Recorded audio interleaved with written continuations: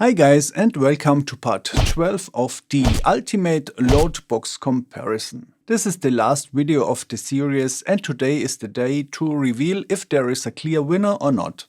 I've already tested 9 loadboxes with the aim to find out which loadbox offers the best sounding line-out signal for recordings. In case you haven't seen the previous episodes, you can find all links in the description box below. The series started around 4 months ago, and even so, getting all devices, defining different test scenarios, and doing all tests including tons of recorded tracks, all that was very much work, but I learned a lot, so it was worth the effort. And I want to share all information obtained with you. So I hope this will help you to find the loadbox which best meets your needs. None of the loadboxes is sponsored, each one has been purchased with my own money. I'm not getting paid for making these videos, so you can be sure that I'm not influenced by any company. Let's start with a summary and update of Category A, Tonal Neutrality without cabinet. In this scenario, I've compared the line-out signal of my test amp with the line-out signal of the connected loadbox. This is possible because the used test amp provides a line-out which is tapped after the power amp. So the ideal curve is a completely flat line. Just like this one, that's the OX Load from Fractal Audio. And this one, that's the Fryette Powerstation when connected to the unbalanced line-out jack. Also pretty good is the OX Loadbox from Universal Audio. The deep high cut over 20 kHz can be ignored. With a high cut starting at 16 kHz, the Torpedo Live from TwoNotes is also pretty good. The BOSS TubeAmpExpander has a little high cut starting at 9 kHz in the low mode. The Suhr Reactive Load and the Amp Central from Red 7 are pretty close. Both have some loss in the low end starting at about 300 Hz. The CaptorX from TwoNotes is used in low mode and has a high cut which starts at 16 kHz and a low cut which starts at around 500 Hz. The Ironman II curve looks pretty strange and is far away from being flat. Finally, let's overlay all curves. For better comparison, they have been leveled at 1 kHz. And as you may have noticed, the curve of the Suhr Reactive Load and the Amp Central changed a little. They look a bit better than in the first video. I will reveal the reason for this a little later in another test scenario. Also, the curve of the Fryette Powerstation could be improved by using the unbalanced line-out jack. In case you are interested in more details, please watch episode 1 of the series. Due to the inclusion of the OX Load loadbox and the update of some curves, this has some impact on the ranking. So here's my updated rating of Category A, Tonal Neutrality without cabinet. First place is shared between the OX Load from Fractal Audio, the Fryette Powerstation PS2 and the OX Loadbox from Universal Audio. Second place is the Torpedo Live from TwoNotes.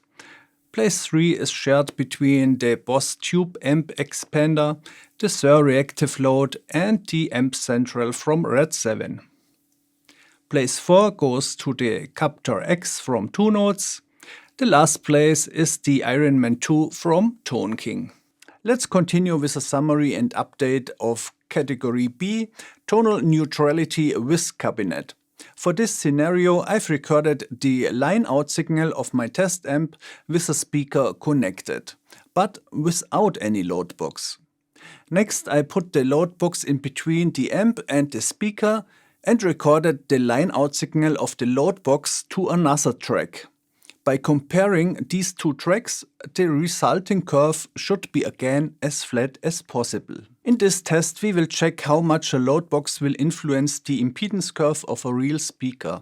If a load box comes along with a built-in attenuator, we will put the attenuation level of the load box as low as possible. So the impedance curve of the load box should be almost invisible for the amp. So here's the curve for the Fryette Powerstation when connected. Looks almost perfect. Same for the OX Load from Fractal Audio. Also pretty good is the amp central from Red 7. A little low cut starts at 300 Hz. It's minus 1.5 dB at 50 Hz. The Suhr Reactive Load looks also good. Here the low cut starts at 400 Hz, it's about minus 3 dB at 50 Hz. The Torpedo Live from TwoNotes has a deep high cut starting at 17 kHz and some treble loss starting at around 2 kHz. The OX Loadbox has increased deep mids and low end. Also the trebles above 3 kHz are slightly increased.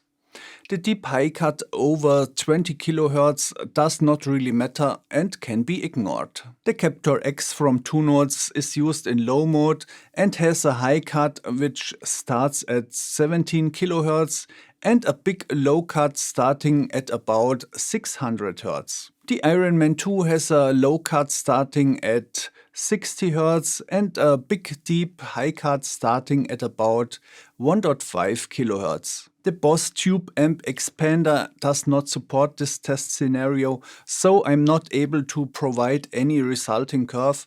In case you are interested in more details, please watch episode 2 of the series. Let's now overlay all curves. For better comparison, they have been leveled at 1 kHz.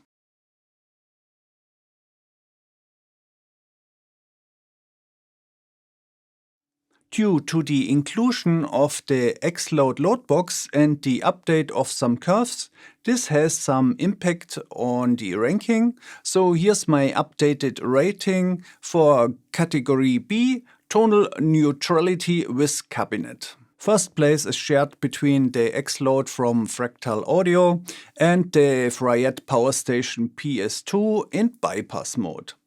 Second place goes to the amp central from Red 7. Third place is the Suhr Reactive Load. Place 4 is the Torpedo Live from TwoNotes.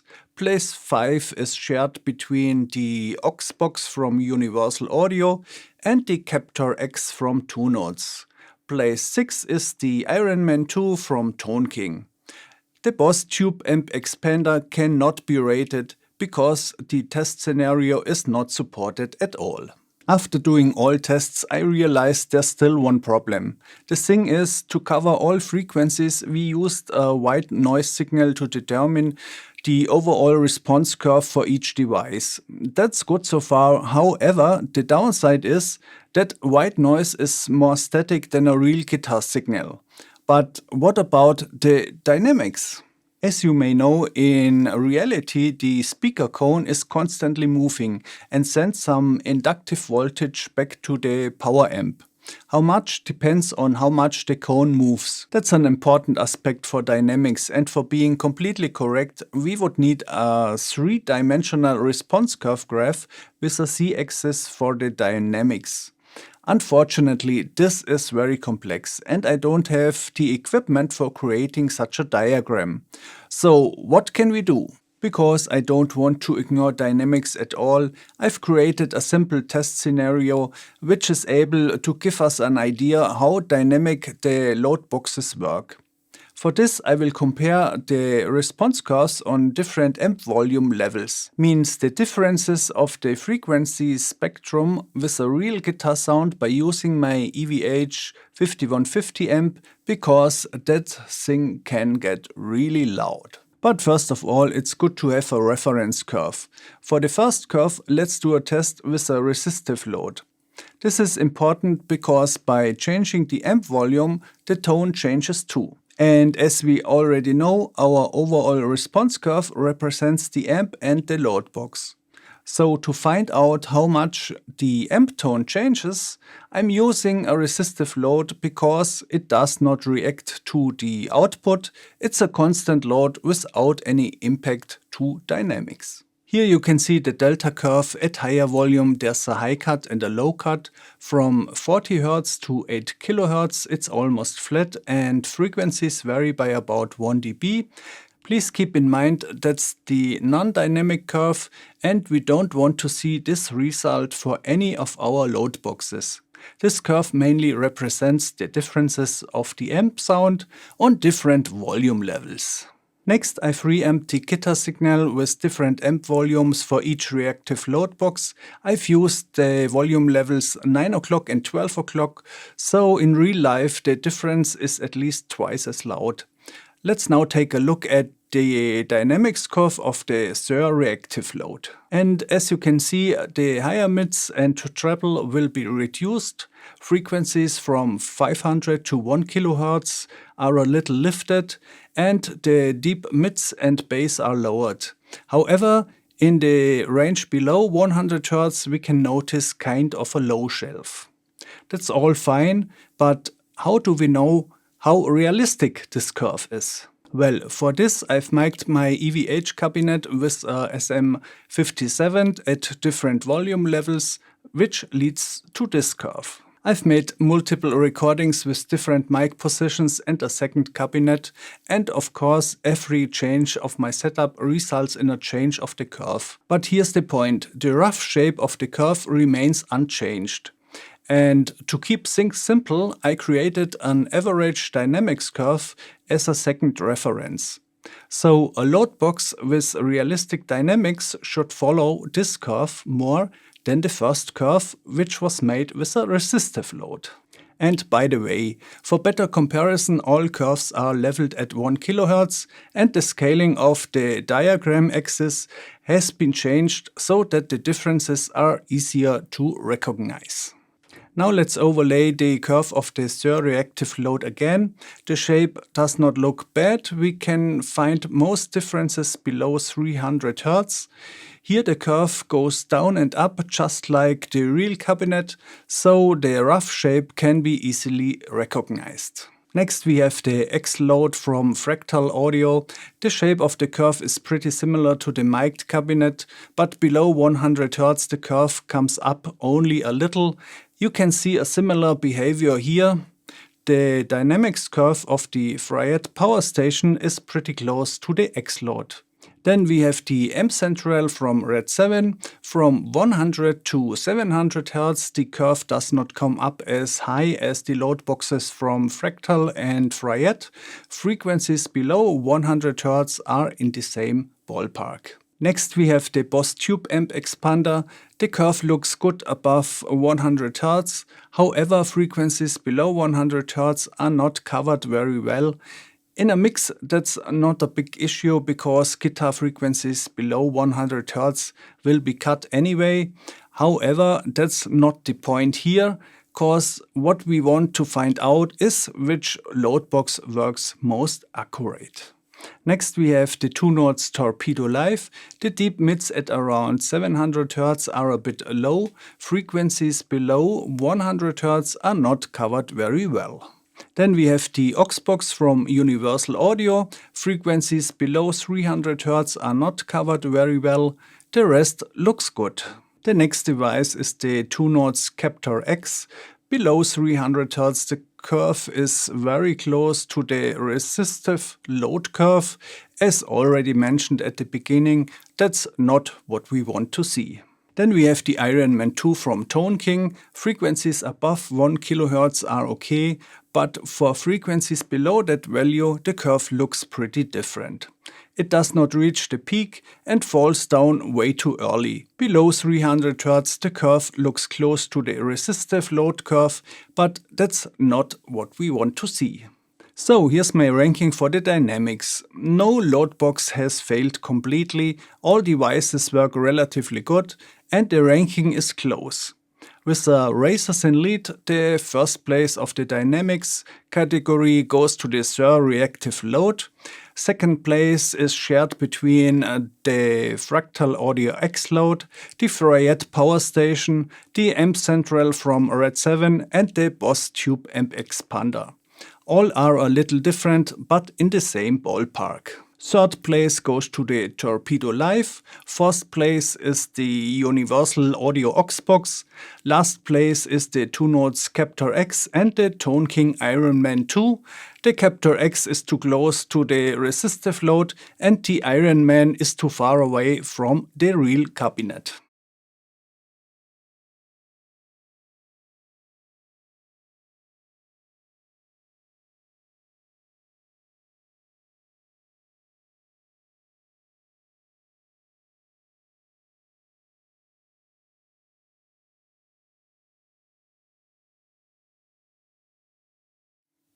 Now let's move on to the category that has caused some changes in the previous rankings. It's called Line Out Level Neutrality. After releasing a bunch of the loadbox comparison videos, I've noticed that the line out level of some devices has a certain influence on the sound.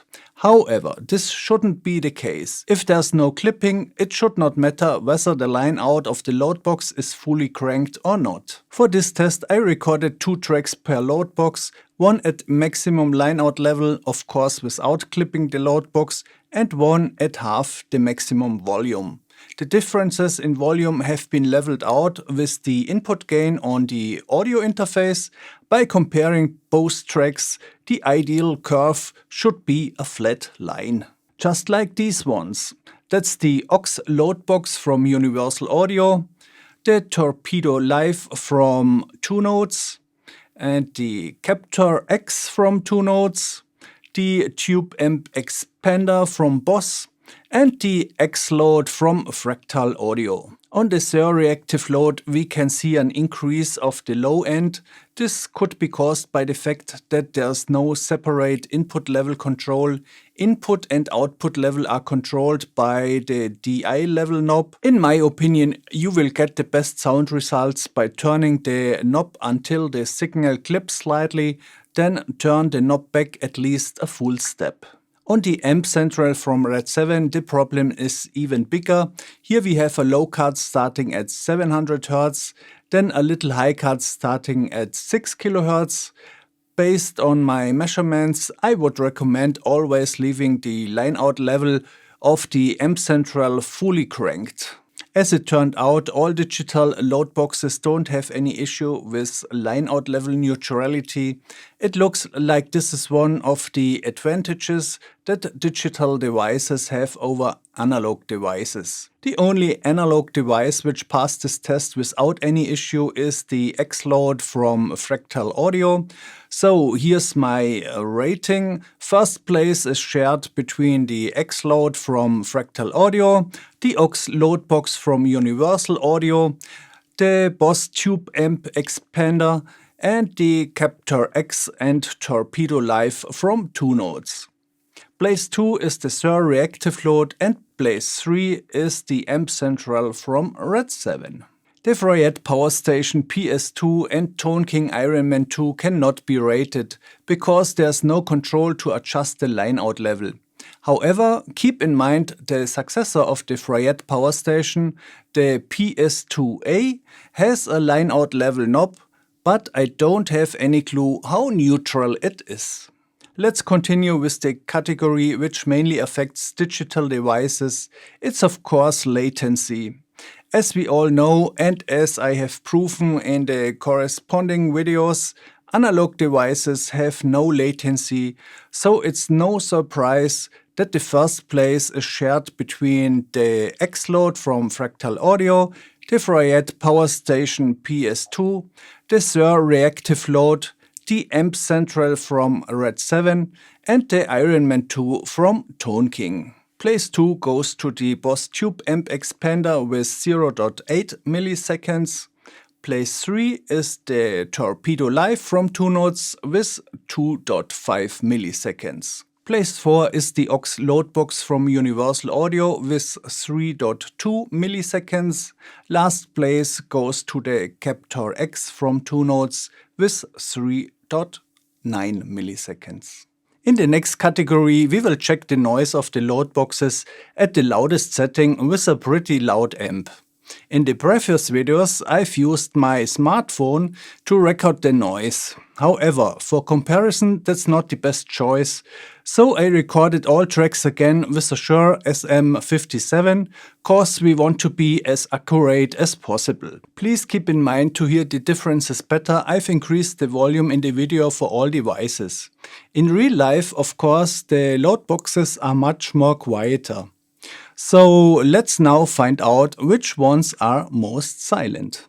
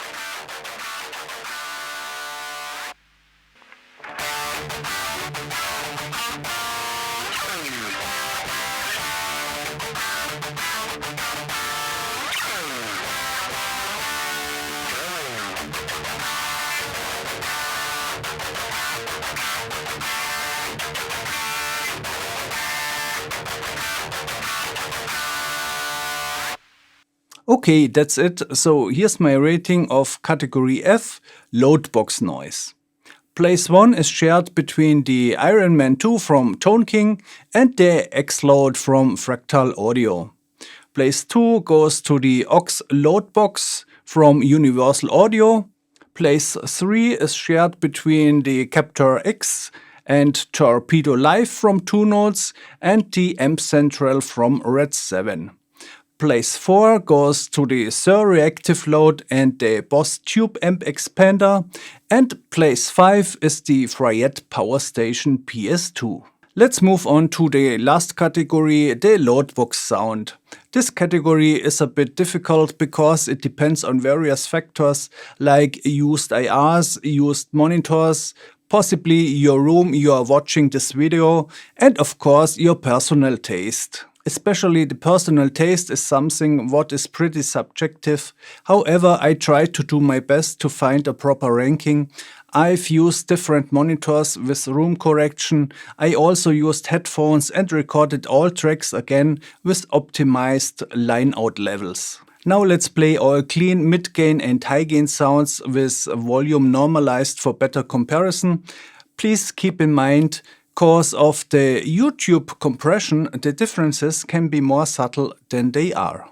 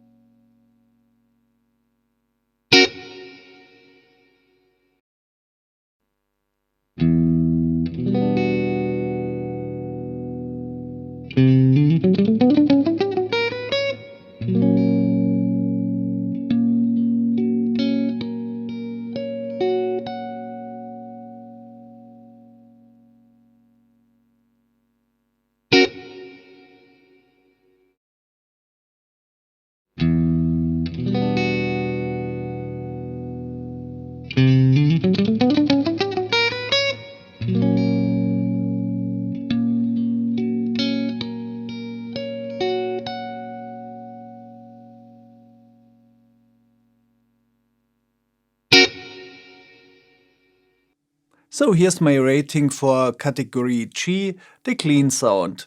The first place is shared between the OX Load from Fractal Audio, the Fryette Powerstation PS2, the OX Loadbox from Universal Audio, the Amp Central from Red 7, and the Suhr Reactive Load. The second place, and it's only a hair in difference, goes to the TubeAmpExpander from BOSS.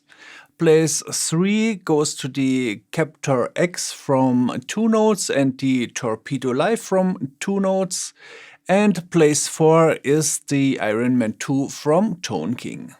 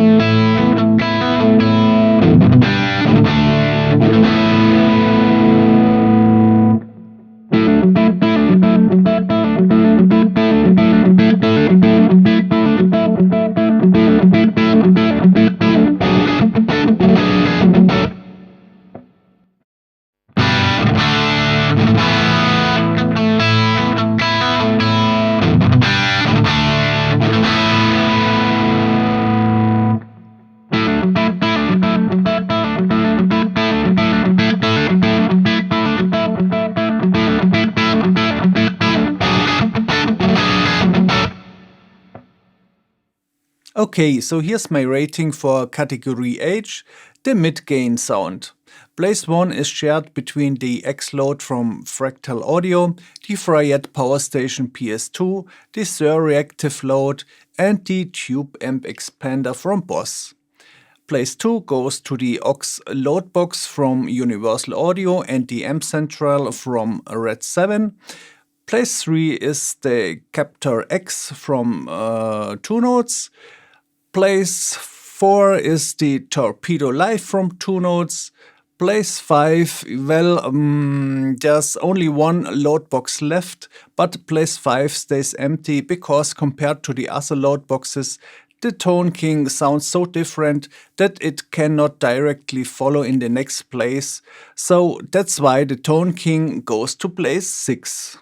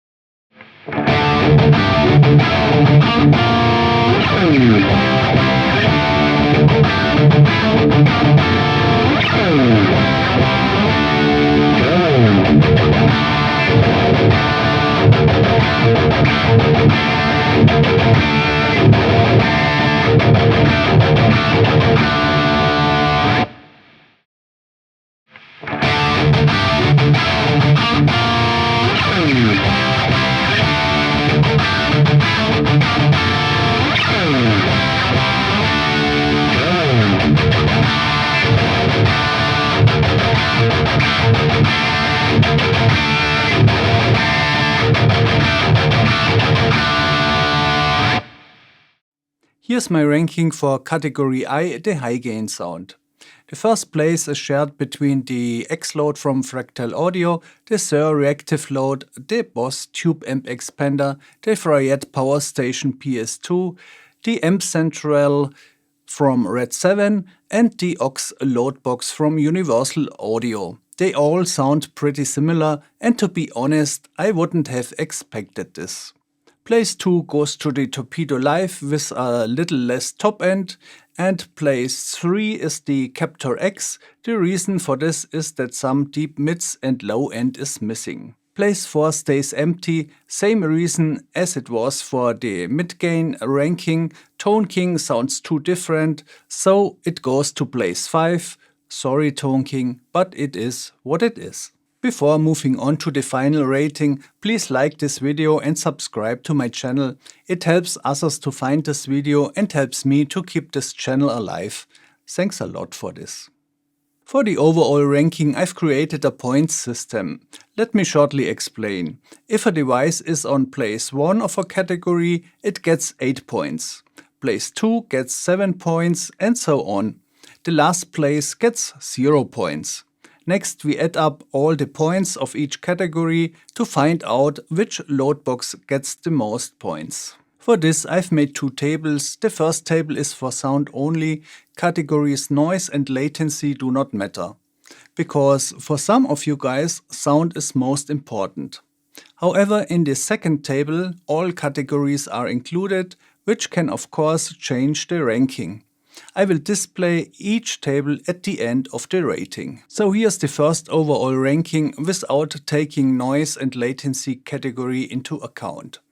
Place 6, the last place with 31 out of 56 points, is the Ironman II from ToneKing. With 39 points, the CaptorX from TwoNotes goes to place 5.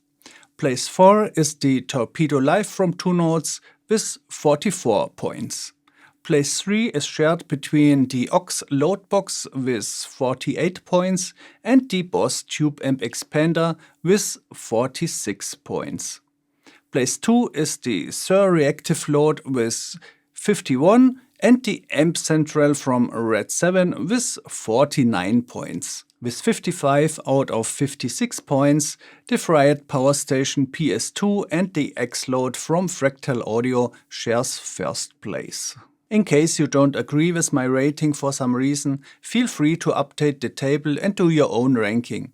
I've tried to make everything as transparent as possible, so here's table 1 without noise and latency.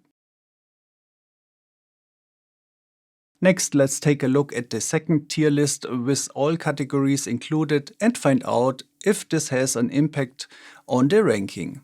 Place 7, the last place with 47 out of 72 points, is the Ironman II from ToneKing.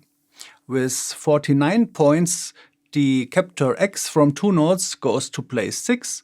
Place 5 is the Torpedo Live from TwoNotes with 56 points. Place 4 is shared between the OX Loadbox with 60 points and the BOSS TubeAmpExpander with 58 points. Place 3 is shared between the Suhr Reactive Load with 64 points and the Amp Central from Red 7 with 63 points.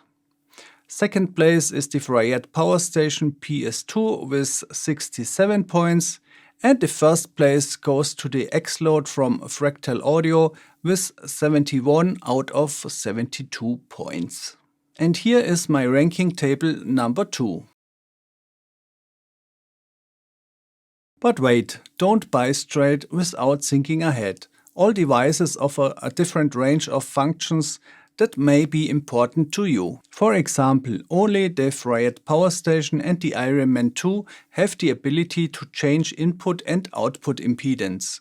On the OX Loadbox and the BOSS TubeAmpExpander you can change the input impedance only, which is in most cases good enough. However, all other devices have a fixed input impedance of 8 ohm. Here are some other aspects I've noticed that might be important for your purchase decision. Levels are super important, and in my opinion setting up the right input level should be as simple as possible.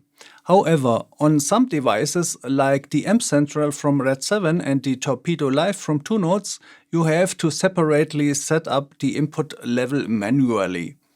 The Suhr Reactive Load has only one knob for changing the input and output level. That's also not the best solution. Some devices, such as the Fryette Powerstation, the CaptorX and the BOSS TubeAmpExpander, only have one switch, so the input level cannot be freely adjusted. Another thing I've noticed is that the amp central from Red 7 is the only device that inverts the signal phase. That's not a big issue, but keep this in mind if you want to double track with another guitar which comes from another device. Finally, some words to the Ironman II from ToneKing. Currently I'm not entirely sure if the line-out signal is so bad due to a faulty device. In case you have any other experiences, please let me know in the comments section below. I may show in a follow-up video how to solve this problem with the help of a workaround. That's it for today.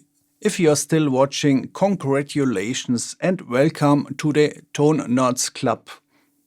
Have a nice day and see you soon on this channel.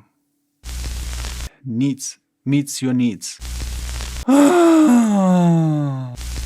Has a line-out level knob, but I don't have any clue